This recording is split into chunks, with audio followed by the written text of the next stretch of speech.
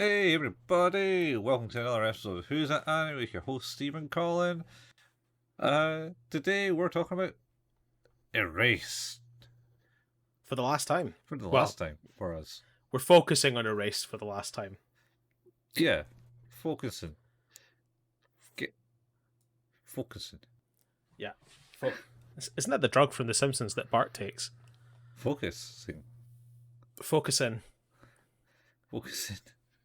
And he says that the Chinese are spying on them with satellites, and then steals a tank and shoots down a satellite that's been illegally broadcasting Major League Baseball or something like that. That's not an episode I want. Yeah. Marge asks him if he's doing okay, and he says, "I'm having a lot of side effects from the dope."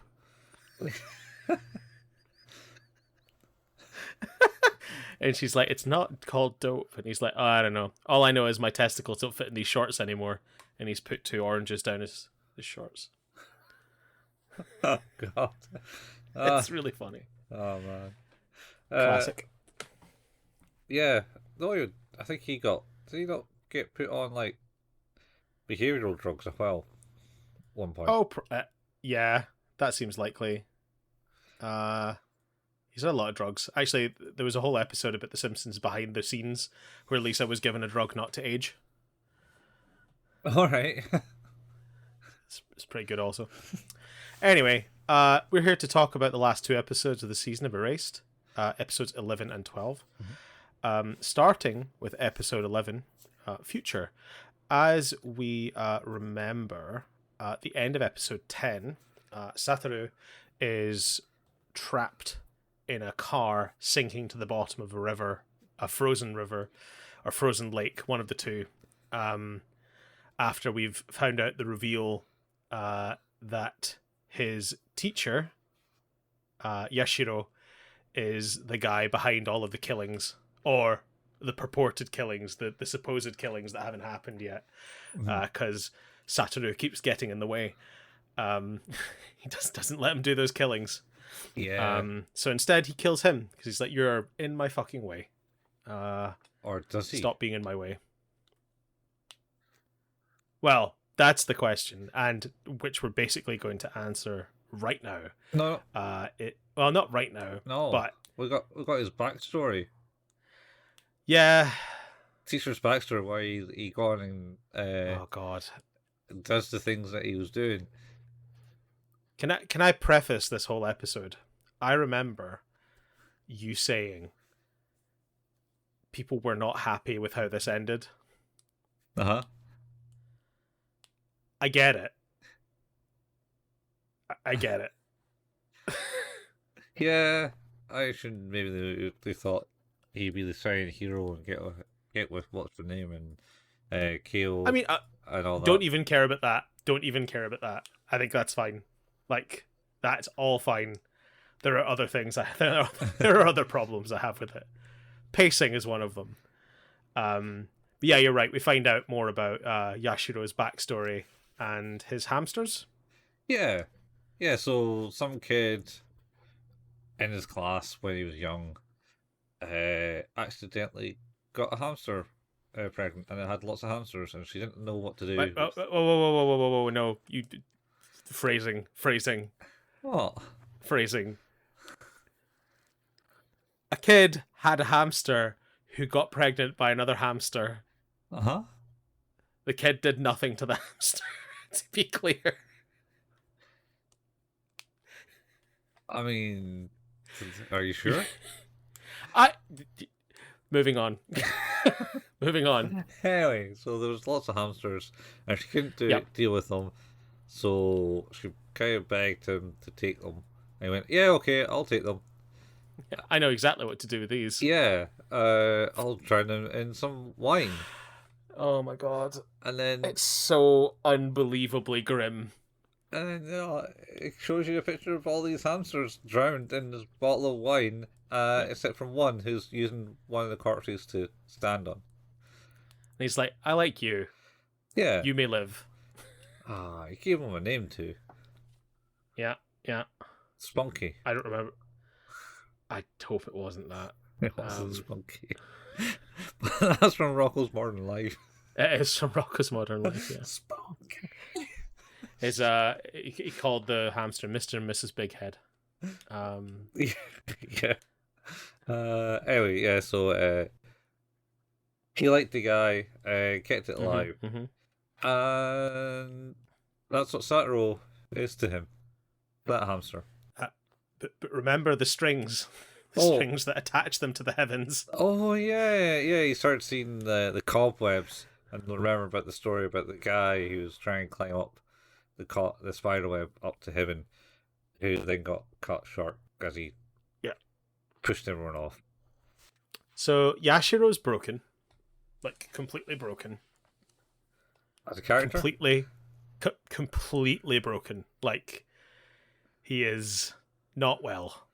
Oh should yeah, we say 100% not well. He sees spider webs on all the people that he was going to take. For example, Kyle. Yep. Ari, not Ari. No, the other one. The other one. The other A. Aya. Yeah. And the other one.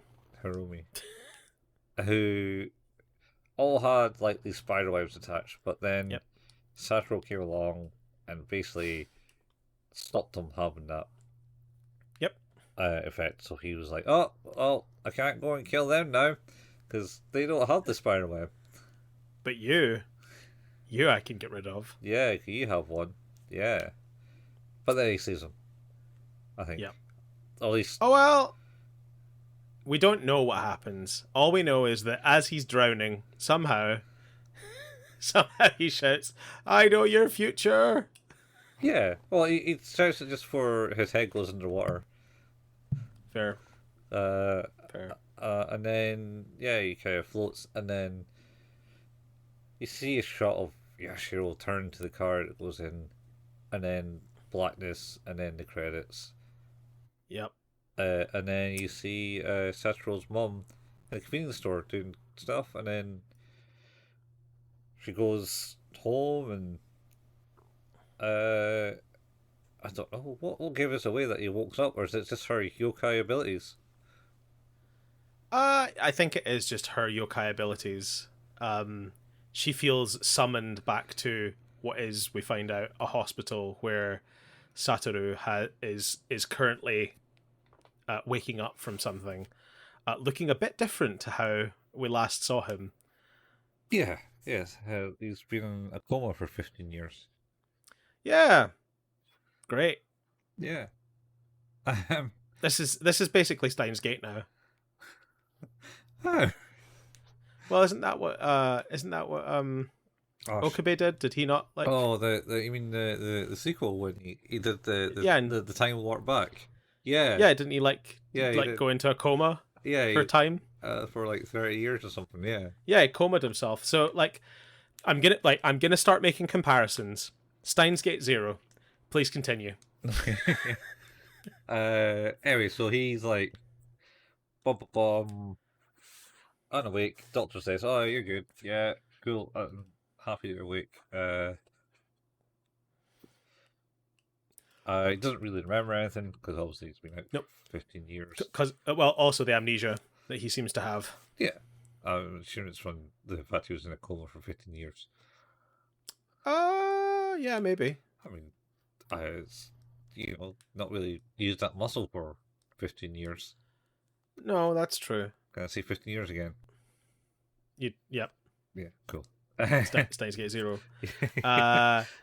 15. So yeah, 50. They talk about the fact that it was his mum who's kept him in such good health. She was there making sure he was, he had muscle training and was being fed correctly and all these other things, or fed correctly, like just making sure he was being looked after properly by the doctors. Oh yeah. She was she had the electric muscle tensors to keep the muscles alive. Yep. He's still paralyzed. He still can't walk as much. Yes. So he's in rehab at the moment. Learn physio, learn to walk. He gets visited by Kyle and Harumi. No, Kenya. No, Kenya. yes, Kenya. And Hiromi. Yes. And Kenya's now a lawyer. And Hiromi is trained to be a doctor. Yes. Yes. Yes. And when he was, and then they just talk because he believes his mum. Because, like, say, oh, don't tell him too much because, yeah. Don't spoil the surprise. Yeah, that's right. And then he meets Kyo. Kyle, who is now with child. She has a baby with her. And she explains that she is in a relationship with Hiromi. Is it Hiromi? Yeah. Yeah. Says, yeah, I'm sorry, I had to move my life. Also tells him that he's still got the silver tongue that he always had. Oh yes. She also, I think her baby's name is Mirai, which is apparently future. Yes. Which is the name of the episode. And then the baby starts crying and stretches his arm out, and he goes, "Yep, high five." And then, upon high fiving the baby, is like, information. No, we don't know that until next episode. I know, So, but it makes me laugh. High five the baby. And then he's been kind of goes back to stuff, doing his physio, and then pushing himself harder and harder and harder each time. And then he meets Kumi. Yep, who is a leukemia patient, a very young girl, who I think is about to undergo surgery. Yeah, she's about to get a transplant from her sister, I believe. Yeah, and then I think that she's present for him walking about quite a lot, and there's some scenes there, and then they gradually get to know each other, and I think they end up speaking in the garden, like, yeah, something like that. And then there's the doctor who gets pestered by the director of the hospital, of like, yes, oh, does he remember anything? It's like, no, I don't really care. It's not. Oh, no, we're not even doing any of that crap. Quit it. It's not medically relevant. Yeah. I ain't doing that. And then I think what's his name? Pierce, the reporter friend. Yes, he visits. Is that this one or is that next one? That's all in the hospital for the next episodes. Yeah, it's hard to tell. The big thing I remember about this one is that when he's talking to, you know what? I think maybe after Kenya and Hiromi leave the room one time, the press guy, the old reporter, is in the hallway asking if things are coming along or something like that. There's like a weird lead in to something like that. I don't know if he like is introduced as being part of the gang or anything like that at that point, but I do seem to remember him being like present for a scene like that. Yeah. Oh, and also apparently paparazzi spying on him. Oh yeah, so got to keep closing those curtains. Yeah.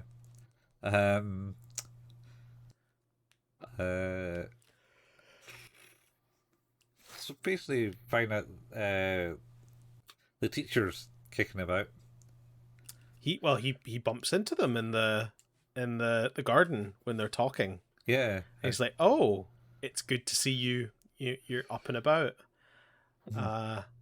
And he explains, which is a callback, that oh, I'm not a teacher anymore.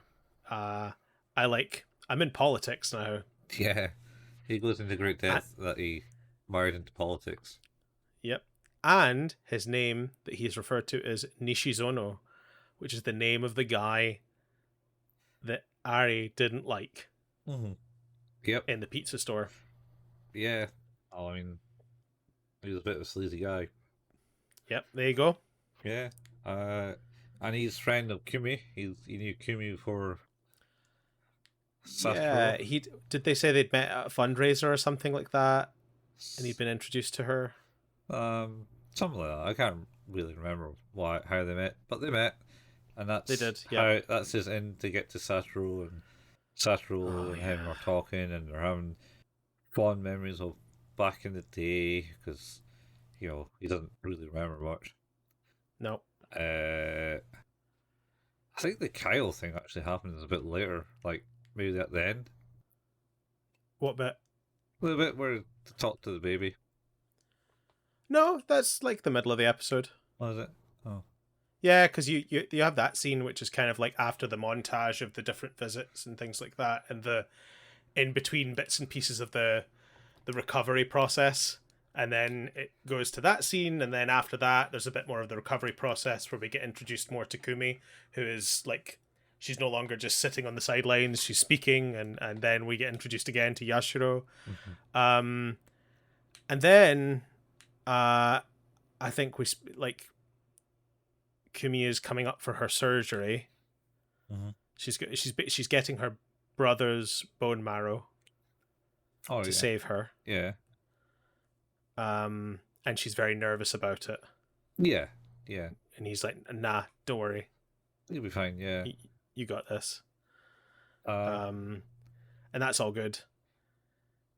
But I think where's the end? the kind of, well, the run up of this is the bit where like Yashiro says he wants to talk to Satoru. He's like, "Hey, come with me. We're gonna go and talk in a place where there's no, like totally private. And he takes him to like an elevator. He's got him in a wheelchair. Mm-hmm. They go up in the elevator, and he's doing that kind of tapping on the handle. Yeah. That he did. In the It car. did the same on the steering wheel in the Yeah. car.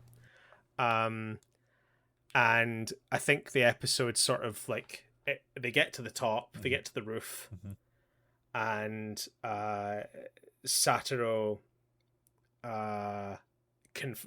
kind of hints that he is starting to. He's like, "I've got my memories back," and he's like, "Oh shit," and that's the way it ends. Really? There. Yep. It basically ends in him going, "Ho ho ho." I thought that might be the case. Really? Yeah. So the whole next episode is just on the rooftop. No. Oh, yes, but no. So Yes. So there's some other bits there. Holy shit, you're right. Some other bits we missed out then, where, like, say, the reporter friend and Kenya's there, and I think he maybe says to them that he's got his memory back.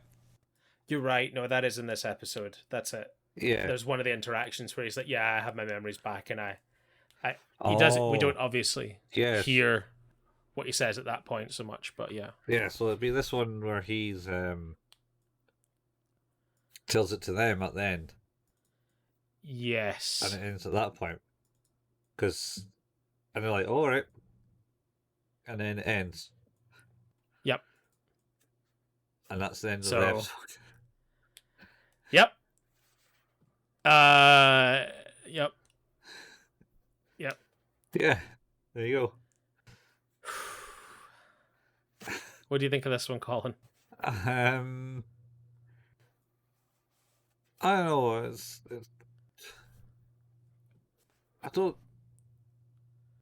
Yeah, sure. It's cool that he's kind of like went to a coma and then came out of the coma and he's like, "Oh, all right, okay, got this shit to do," type thing. Mm-hmm. And everyone's kind of grown old and people are there.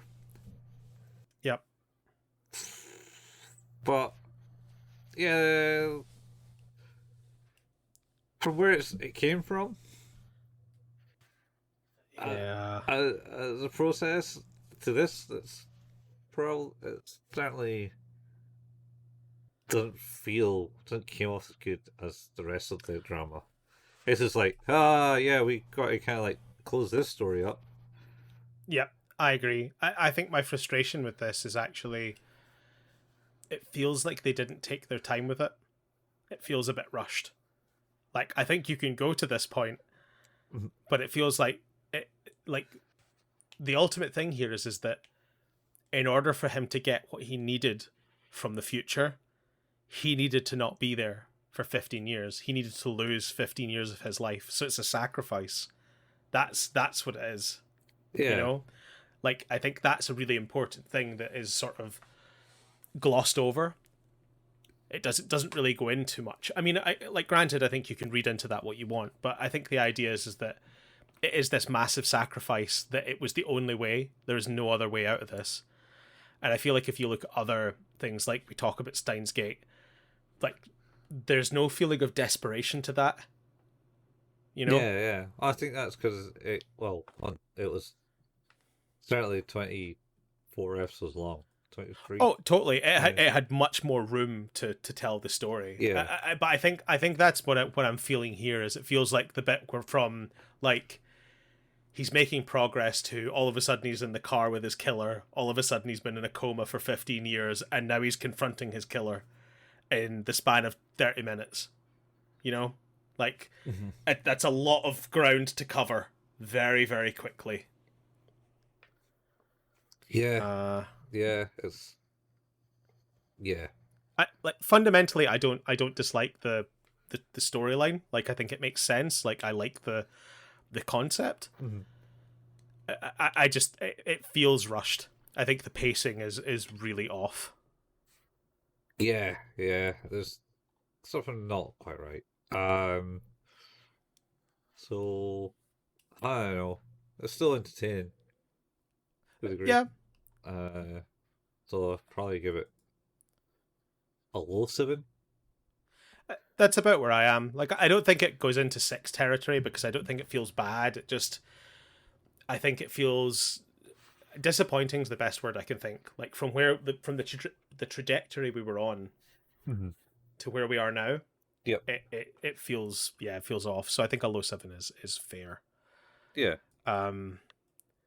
So yeah, then we got on to the last episode 12, titled Treasure.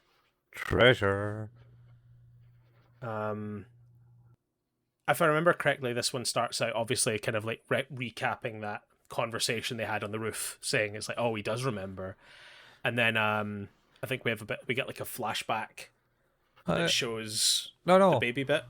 No? Yeah, no, but not at the start. So, like I say, I don't believe this episode takes entirely on the roof. I think this is where he gets laid up the roof, because he talks to Kenya and the reporter guy about it, because they're like looking to somehow, entrap them, essentially, which is illegal. So basically, he then goes to see Kumi, who and such Yashiro is leaving the room. Said, "Oh, she's asleep." I can confirm that it does end on the roof in episode 11. Really? Oh man. Yeah.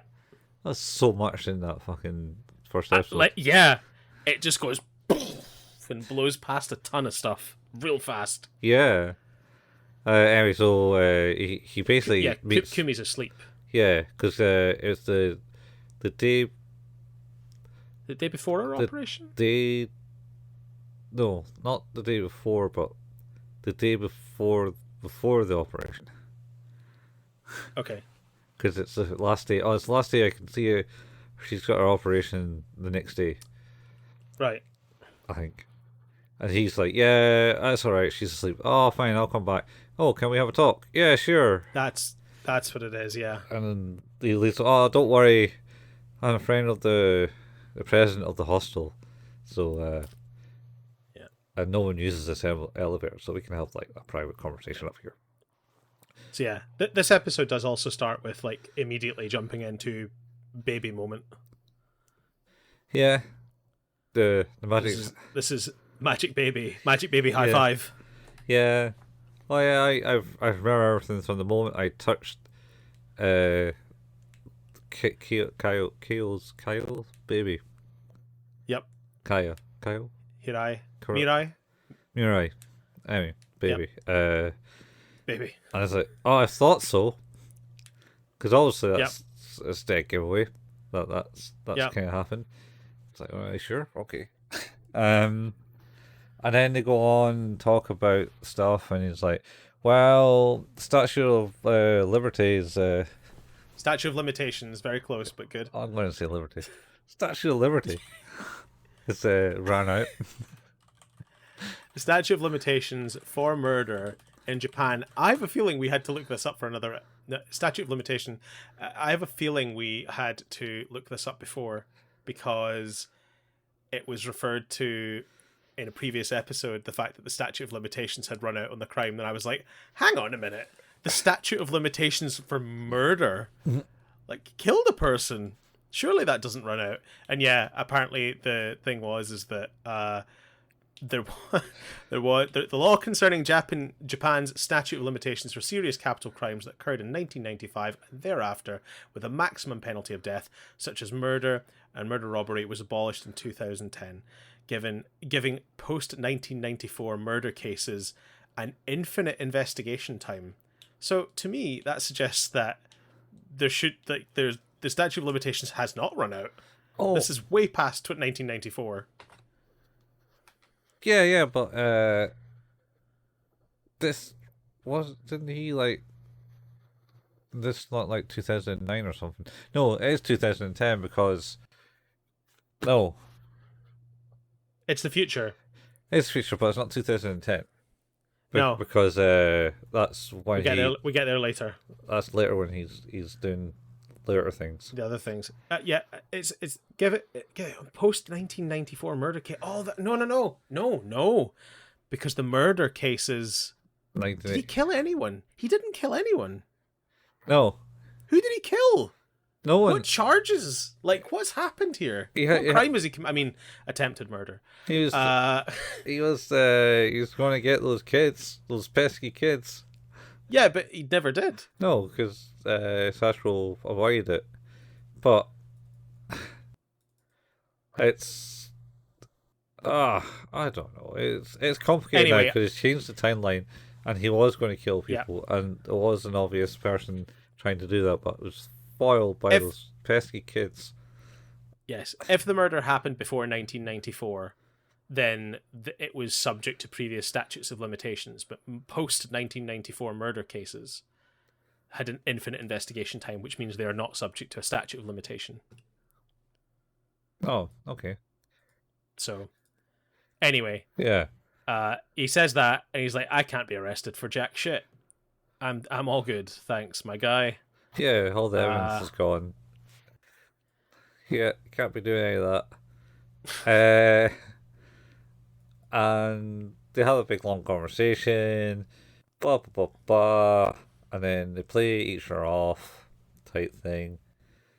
And then Satoru, and the gate blows open on top of the roof. It does, like, mysteriously. Yeah, it just and he basically says, right, well, I'm just going to kill you. That's fine. Well, no, first he says, oh, by the way, I know that you can't get me for any crime, but I'm certainly going to get you for a crime because I framed you for murder, so fuck you. Oh, yeah, that's right. He's put some shit in Kumi's... He's sabotaged Kumi's IV. Yeah. And he's like, oh, and your fingerprints are all over the bag, so good luck with that. Yeah. I wonder how that happened. Psycho. But... And then he threatens to throw him off. He's like, I could kill you right now, make this look like a suicide. Yeah, he was like, oh, you got this mobile phone in your pocket. Give us that. Yeah, give me that mobile phone. You're calling someone right now, aren't you? Yeah, that's not working. And no, and then Satoru just basically goes, you know what? You can't kill me, and then just legs it. Well, leg it. He said, does he leg it? in the wheelchair. In though, the right? wheelchair, yeah. He Yeah, uses because he says something to the effect of is like, or there's kind of hints made towards is like the only reason that Yashiro is even here, he's like Satoru is like the yin to yang, like he needs him, he needs that existence of that person for some reason.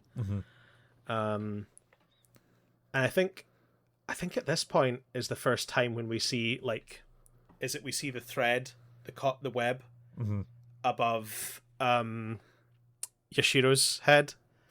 Yeah, he has the thread above his head, aye. But I think that's like, at the end after Satoru kind of like legs it to the gate and then throws himself off, essentially.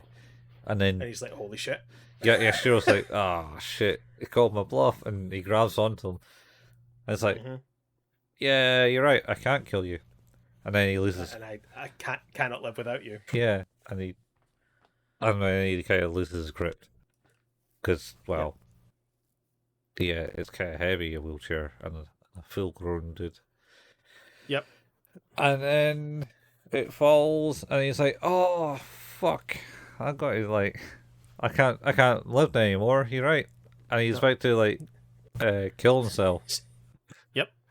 He's like full crucifixion pose, and then he looks down, and I was like, "Oh, you bastard! You played me for a fool." I'm gonna spoil a movie now. 1990, a 1998 movie. So 1997 movie. So I'm sorry. It's nearly been 30 years. It's the end of the game. The game, yeah. Yeah, with Michael Douglas. Except Michael Douglas didn't know he was falling into one of those. Oh, what, in real life or? Well, in the so movie? the game is a movie about where Michael Douglas's life falls apart, and it turns out like they're actually just playing a game with him for his birthday. And it ends with him trying to commit suicide by jumping off a building. Yeah. Because he's just had enough. And he jumps into one of those big airbags, and they're all like, "Whoa! Happy birthday!" Oh man, reminds me of Harvey Birdman. Maybe that's where that came from. Yes, that probably is actually where that came from. You should watch the game. The game's good. Great movie. Yeah. Or Harvey Birdman as he gets married. Or goes to jail for his birthday. That's right. But yeah, he it turns out Hiromi and Kenya and Mr. Reporter Man are all there with an inflatable bag, having just caught him from falling. And he's like, you damn kids. Yeah. Gosh darn it. Yep. And then Yashiro's arrested. Yes, he gets arrested, and everyone for attempted murder. Of Kumi. Oh, and does he get arrested? Is there any evidence that he did to because I don't think, is that made clear? The Satoru thing, he was up there in the... Yeah. Is that made clear that he is actually arrested for that crime? Maybe not that one for him, but maybe because the statute of limitations stuff, so he got done for Kumi anyway. So he's literally just being arrested for the attempted murder of Kumi. Yeah. Which is wild. That's fucking insane. And then it kind of goes and they go his merry way. He goes and lives out his life, essentially. Yeah. Real fast. Yeah. Like... He goes out to his old town and meets everyone up. Everyone's there. Yep. All his thing. Oh, he learns about the what's her name? The kid that bullied Kale actually did the fundraising for him and stuff. That's right. While he was unconscious, she was the one that, made sure that he had everything he needed financially, which was kind of sweet. Yeah. I think we see him in the future. He's now a successful manga artist because he is now telling stories from his truth. Yeah. Telling them from his himself. They're kind of fawning over him And he's like, I'm going away this weekend, and yeah, he goes to visit all of his pals and enjoys life. Yeah. And yeah, I think I don't dislike this ending. I actually think the ending is fair. Like, I don't care that he doesn't end up with Kaio, because I don't think, like, despite the fact he obviously had feelings for her, I don't ever really think it needed to be more than just a protection thing. Mm-hmm. I think that's kind of evident by the way he was able to let her go, because he moved on to protecting the next two.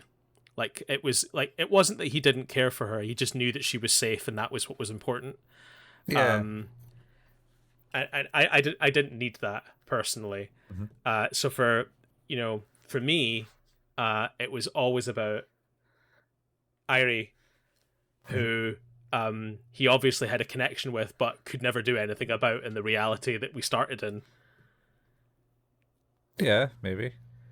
Well, he could do, but it would have taken time and legality. I mean, when was it done? 2006 was it started in? It started in 2006. She was 17, Yeah. and he was 29. Yeah. And this is now 2010, where he is whatever age, and she's 21. He's 33. Yeah. So he's a bit older. Yeah. But they obviously had a connection. Yeah. Whatever that was. I mean, and I think that, so that was what I was hoping for, and we get the kind of him walking about.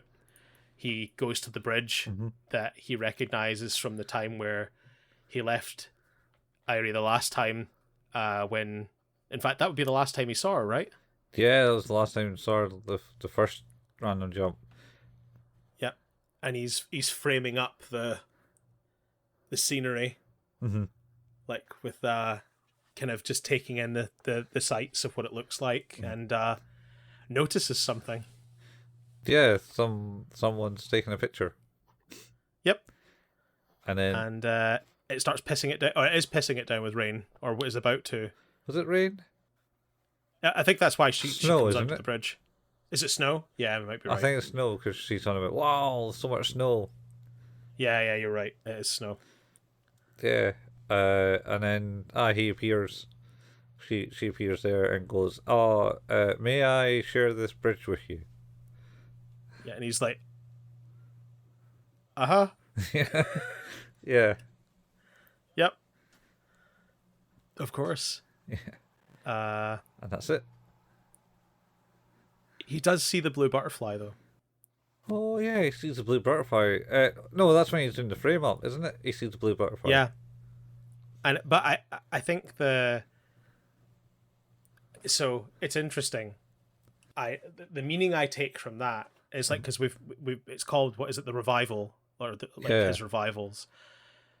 We've seen it in the past, and the idea is that there has been a wrong committed, or something isn't right, and there is an opportunity to right that wrong. Yeah, quantum loop style. And to me, yeah, but to me, it's like, in this example, it wasn't a symbol of time is about to go back. It was a symbol of, here's what you could have had that was taken from you, and here's a chance to have that. Like, here's a chance to make that right. All right, okay. So, like, I don't think it's about there being any continuity of, like, him jumping back in time, because he doesn't have those anymore after the incident. That's made clear. His throughout his rehab and things like that, he's never had the revival again. So I think in this instance, it is more about, like, here's the wrong that was perpetrated on you. You lost time. You lost a relationship with someone you cared about. Here's a way to fix this. All right, okay. Well, see what happens. Symbol wise, I think it's really nice. Like, I actually think the way it ends is really good. I like the closing segment of it, but my frustration with it is it's so fucking rushed. And I think it's something that Death Note did better, because I think that the thing is here is you have Yashiro, who's clearly an intelligent person, and you have Satoru, who's also an intelligent person, Mm-hmm. and it's a bit of a battle of wits, Mm-hmm. them trying to outdo each other, and it reminded me a lot of Light and L Mm-hmm. in Death Note. Yep. And it's like the constant battle of wits and trying to outdo each other and to win. But imagine you took all of that cool stuff and condensed it into a 5-minute segment. Mm-hmm. It just felt really rushed. It was longer than 5 minutes on the roof. It's half an episode. No, I just mean like the kind of tete-a-tete Yeah. didn't last much longer than that. Like we were at the point where there was an outcome about to happen within about 5 to 10 minutes. Like there was no other way. Yeah. Yeah. So it was disappointing in that regard because, like I say, I think some of the build up was really, really good in the earlier episodes, and I liked the back and forth between the past and the present. But it feels like sorry, the back and forth didn't last that long. It's like 2 episodes. True. I think it's one of those things where it's like, do you do it again? Like, for me, I think it's that thing of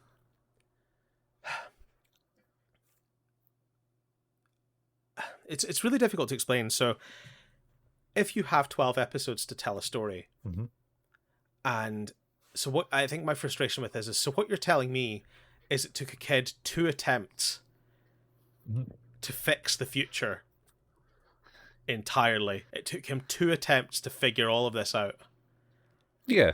And you're like, okay, so he's 29 actually, but it's like it took him 2 attempts to unwind a problem in the time flow That no one else could it's solve.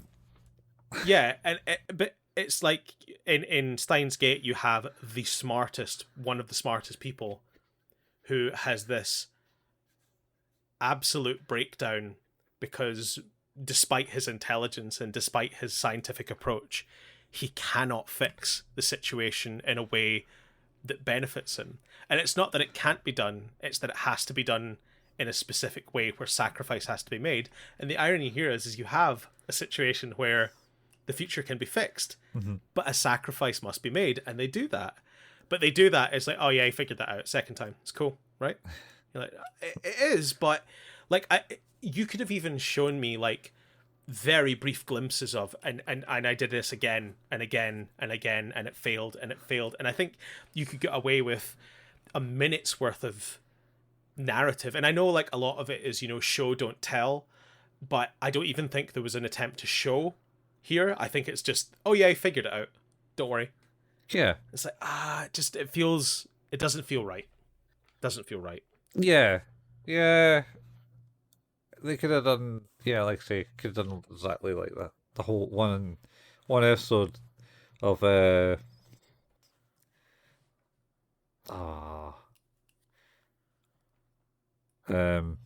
God, what was the guy's name from Steins Gate? Okabe saving Mayuri. Yeah. Over and or over. Mayushi. Yeah, like that's the thing. That pairing of episodes in Steins Gate, from the door opening to Mayuri being shot, to the next episode of him going, no, like, I'm gonna fix this now, and it fails, and I'm gonna fix this now, and it fails, and I'm gonna fix this now, and the further and further and further back he has to go to fix that. And it's the thing is though, it's not that he gets it immediately after going far enough back. He still has to figure all of this stuff out, and it feels a little. I think it's weird to say in the concept of a time traveling movie. I find it difficult as a suspension of disbelief that it's just okay the second time. Yeah, it's it is. It's kind of a bit weak in that side of things. Like you say about Steins Gate, where it's just repeatedly goes back, and he's done it so much time that he knows he can predict exactly when she's going to die. It's like, oh yeah, she's dead. To the second. Like, it was that sort of thing where he would be going, it's like, no, it's too late. I've made a mistake. Like I can't. That's not going to work now. It doesn't always get better. To use like another good example in my mind, I just finished watching season 2 of Loki, and they have a very good sequence of that, of trying and trying and trying and trying and trying and trying and just it not working. And I think it's in the consistency of those failures and the visibility of frustration and how much that hurts the characters and the way that that impacts them. I think that really ingratiates you as a person who's watching it to like really pushing for the like I really want them to solve this struggle because I feel for them. And I never like as much as I was interested in the mystery, I don't think I ever felt emotionally invested in the situation as much. I wanted to know how it unfolded.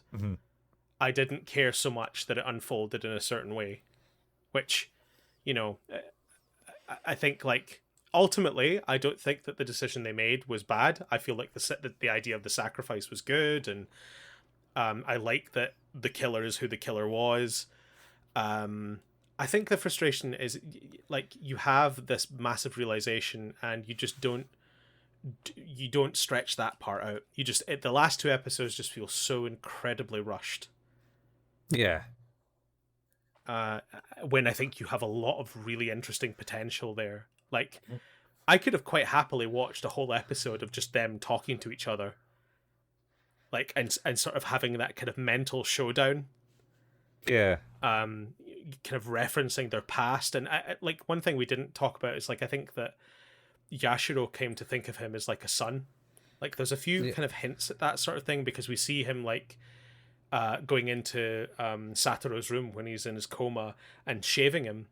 Yeah, he did stuff with him. Yeah. Not to mention, I think Satoru always kind of saw him as father figure. He mentions that, like, oh yeah, Absolutely. you've kind of always been the father figure because my father left when I was really young, and you were there, always kind of helping me out. It just feels like the payoff for that. It feels like it doesn't hurt enough. And I know that seems like a weird thing to say, but that must be absolutely devastating. Yeah. You know, like it is this, and I think again it's that kind of grief and resolution is all done in private off screen, because by the time we know that he's remembered, he'd already remembered things.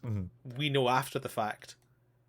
So we go back to him remembering and how the mechanism of how, but we don't go back to the process of like how he deals with that. Well, It's a massive revelation. Well, one of the things that we didn't really talk about is he started to want to gain movement. He wants to like double his efforts in doing physio and stuff. And he gets to the end of the bars and stuff, and everyone's, oh, that's great. But I think that was maybe an attempt for him to try and become the man again, to be able to face Yashiro, and never felt like he could do it without being mobile in that sense, rather than a wheelchair. But that never happened. Yeah, I think like like I say, I think it's just that it kind of jump cuts certain parts that I think are to me anyway. Like but it does seem like there are other people who feel similarly. It's just it skates past the parts that make it easy for me to invest in the characters, and I think the story itself is good, but I also want to feel for the characters, and it's why I think Steins Gate is so good. Even Steins Gate 0 is good in that regard, because I don't think the story is up to as much in the second season of Steins Gate, but I definitely feel like the human angle, the sacrifice, the pain, like that is so well described and so visible, like very on display. Whereas here it feels very muted. I just don't get it. You couldn't watch Steins Gate 0 without watching the first one to understand it Totally. fully. You wouldn't have that connection. Yeah, but the thing is like even it's so hard. Like there are moments in this where, like his mum being killed, I think is a good enough moment because it's panic and it shows that. And there are other moments where like the realization that Kaio is missing. Like there's stuff like that where it lives and breathes in that moment. Mm-hmm. And those are important because I it sounds terrible and horribly sadistic, but it's like I kind of need to witness that. I need to see that from him. Yeah. It's weird. Yeah, the other thing was, I don't know, they all were like crazy cliffhangers. Like, Yes. boom, mother's dead. Oh wait, then woke up in the past as a kid. Yep. Boom, Kyle's been killed. Oh yeah, Yep. I'm really sad now. Yep. Like I say, I don't want to speak too ill of it. I definitely feel like it is a bit anticlimactic because it does rush through what it's trying to deliver. To be honest, I've watched this before and I totally got the end. I was like, why was it bad? And then all I remember is like the bit is the kids, because to me that was the best and kind of the majority of the most interesting parts of it. First episode's hard. It's hard. I forgot about the mother's death at the start. It does. It goes really well. Like that first episode's great. And it's a really good episode. And then the second episode where he basically rationalizes her. Oh, I'm back here. Wait. It's her death linked to the deaths here. This is why I gone back. Yep. So therefore I got to solve these ones to stop my mum dying. But again, we get that moment when he sees his mum. Yeah. Like you get moments like that. Mm-hmm. I twice. Recently watched Did it twice. Sorry? Yeah, they did it twice. And it's good both times. Yeah. And I recently watched The Flash, and that movie's kind of terrible. But one of the scenes that I think it does the best is the Flash talking to his mum. It's like they do every now and then there are things like that where it's just these kind of really emotionally resonant scenes where you have characters who are very vulnerable or have experienced loss or but now it's fixed, but I think the thing to me is that I think there's something to this as well where he sacrifices himself knowing it might end badly for him, but at the same time actually he stumbles into that just happens, he just happens to get into the killer's car. He doesn't know Yashiro's the killer. Yeah, he doesn't. He just happens to end up in a coma. It's like and it feels too coincidental to be as interesting. Yeah, it's like that clip I showed you.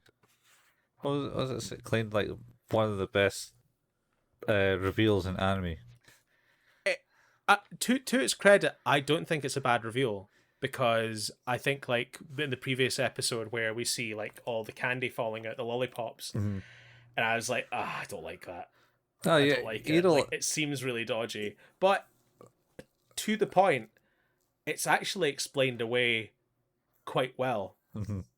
And granted, my suspicion of the teacher is I kind of was annoyed by some of the things he said originally, but not really. It just bothered me. But then seeing the guy, and I was like, that looks like the teacher. It's must be the teacher. I must just be onto the right thing here. And then seeing that, I was like, I've got him right here and right now. I know I've got him. And then it was explained away, and I was like, oh, even the mum's okay with this. Am I just way off base? I can't be, surely. So the reveal to opening the glove box in that other car and being like, oh, they're not here. He's like, no, they won't be. You're like, oh, Jesus Christ. It's good because it's sort of a little bit like awaiting a jump scare. You're like, oh, you're going to jump. No. No. And then it comes out. And it's like, oh shit, I wasn't ready. In the tunnel of all places. Yeah. I do think it's good. I think narratively it's really, really fascinating. I think it's a shame that we don't have an episode of his past. I think that would have been, good, worthwhile. Even just watching him drown those hamsters in the wine. Rather than just that. I feel the thing is, I think what it does is it paints him as a monster that he clearly is. He's obviously not well. But I think like there has to be more to it than just that. Like there's circumstance, there's context, and it just doesn't feel like you get much of that. Yeah. It's just, oh, teacher. Oh, yep. Turns out he wants to kill the kids. Also, killed hamsters. Clear sign of it there, and you're like, yep. It's weird. It's weird. Yeah. Well, he didn't tell him he killed the hamsters. No, he didn't. I don't know where he got the wine from though, since he was a kid. That is a good point. He was like 10. He just took it. And when you think of wine, I don't think there's the holes are big enough to shove hamsters down. That must have been a big jug of wine. I mean, the amount of hamsters are lying floating in the top of it. Yes. And not touching. Yes. That yes. That was a big bottle of wine. A big bottle. But how do you rate it then, Colin? The last episode, where do you end with it? It's fine. It was a weird. This is how I got you. It's Scooby Doo. Yeah. It was a Scooby Doo ending. It is a show to me that just didn't take the time to breathe at the right places sometimes. Like, it didn't let me live in that moment long enough. Yeah. It felt a bit like, oh, we're connecting dots here. We got to keep, like, momentum has been picked up. We need to keep going. And you're like, right, okay, I guess I'm with it. Yeah. Let's go. Yeah. It's a 7, man. There were better episodes earlier. I agree. I think it starts off incredibly strong. I think the first episode's fantastic, and I think it hovers around the sort of intrigue area. And then, like, episode 6, it's getting really good again. Episode 7, we're getting pretty good. Episode 8, it's getting pretty good. And then, like, yeah, it starts to tail off again once Akemi is, like, all sorted out and Kaio goes away, and you're like, yeah, that's good. Yeah. It kind of rushed. Kind of muddles along from there. It rushed the two.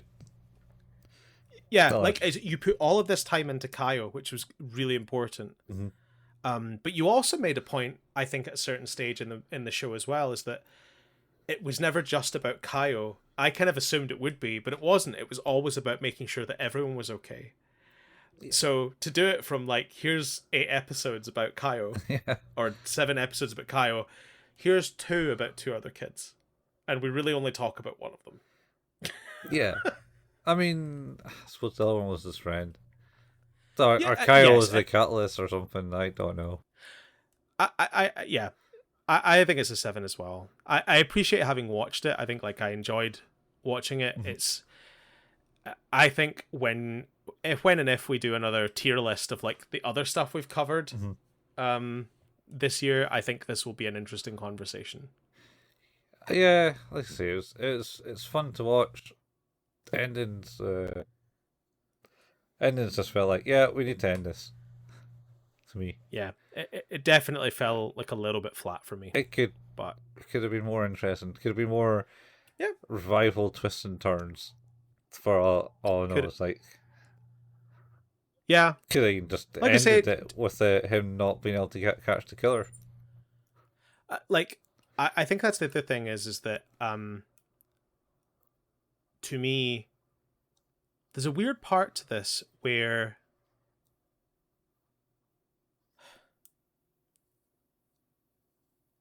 you could have almost just ended it after he woke up. Yeah, because it's been like the final scene in the last of the episode that he got in the car. And it was all a dream. That. Yeah, oh god, Dallas style. Well, anyway, we've done it. We've reached the end of another season. Crazy, season 13. Mm-hmm. Will we talk very briefly about our plans for bonus content? Oh yeah, yeah. So we're gonna do something a little bit new and a little bit old because. Oh yeah. So way back 3 years ago, we said what we're going to do is we're going to go and watch terrible anime and talk about it. All thanks to Golden Boy. Yep, that's how it started. And then- and one animated GIF, and then we moved on to Ghost Stories, which is Also terrible. fairly terrible. And then Yep. there was talk about doing Charge Man Ken. Yep, that was going to be our third season. Was that we'd love to, and then we realized, or you mentioned, it's like, I think it would be good to like watch something that's good. I know. I think that was But actually, no, actually, I remember now. What happened is because we ended up watching Haruhi, and the rationale behind that was you said to me, people really don't like the second season because of Endless 8. Yeah. And it was like, well, if we get to watch some good anime on the way, Yeah. maybe we should do that. And then I think by the time we ended that and had watched the movie, it was just like there was just so much to that, and it was like, oh, we should watch other Good stuff. good stuff. Didn't want to do the bad stuff. and I tried to bring it back every so often. Well, we watched School Days. Yeah, and it's like I say, I don't think it's fundamentally bad. I Oh. think it's just holy shit. So Was that our first anniversary? I brought you back to School Days. I don't remember. Or was it the second anniversary? It wasn't last year, was it? Oh no. I think School Days was before that, Yeah. for sure. But as you mentioned, what we would like to do is to talk about Charge Man Ken. So in lieu of doing our normal bonus episode that we would normally do, which is just kind of maybe a movie or like a very quick series, we decided that might be fun to do just a little bonus season instead. And we thought, what better to do that than Charge Man Ken? Yeah. Cut out 5-minute episodes. 160, is it, or something? 65 episodes? It's only 65 episodes, yeah, sorry. 65 episodes. Sorry. Thank God. Yeah, because I don't think I could do 160. Oh no, neither do I. And to answer your question, it was in fact February of 2022. So almost 2 years ago, we covered School Days. Yeah. There you go. So yeah, but as you said, we're gonna go back to kind of something new, something old, something Blue. utterly dreadful. Something new, It makes me something feel old, blue. something blue. Yeah, it definitely makes me feel blue. So we're gonna cover Charge Man Ken, and then we're gonna come back with the normal season 14, after that, and then in the near future we might have some more announcements about some stuff that we'd like to do this year. We made some New Year's resolutions ourselves about how we want to better organize ourselves for doing this show, which is a miracle. We did. And I don't really call it a New Year resolution, but we did. well, we did. We made some promises to ourselves about trying to do this in a better way, and I like to think we have at least stuck to it thus far. But we do have some plans for some future content that I think will be really, really interesting and people will enjoy. But we don't want to say anything about that just yet. A little bit of time, Too soon. and we will reveal all. One day. So yeah. Oh, one day. So yeah, you've been listening to Who's That Anime, a podcast entirely about anime, which can be found where all good podcasts can be found. Our home is at anchor.fm/Who's That Anime. We don't really make any money from this. There's no advertising, anything like that. So if you want to support us in any possible way, then leaving a review in your podcast app of choice would be amazing. If you already have left a review or can't leave a review due to where you're trying to, or where you download your episodes from, then telling a friend is also a really cool way to help us out. We also have a Facebook page. That's facebook.com/Who's That Anime, where we post the latest releases and the occasional anime meme. We have a Discord channel. You can find the link to that in the show notes. We have YouTube, where Colin painstakingly puts together the video versions of these episodes. You can find those all at youtube.com by searching for @Who's That Anime. We also have our podcast episodes up there. The RSS feed is linked up, so you can listen to them there if YouTube is a place you enjoy doing that. Colin and I also occasionally like to play some video games. Colin at twitch.tv/couchfuel and myself at twitch.tv/hailpayman. You can find archives of all the content from that on YouTube too by going to youtube.com and searching for @couchfuel or @hailpayman. Mm-hmm. And that's us. Yeah, that's it. We're done. You can now erase the last few episodes out your memory. Yep. You didn't see nothing. Do. Tunnel. What's this theme tune? I'm lost. So lost. John Cena.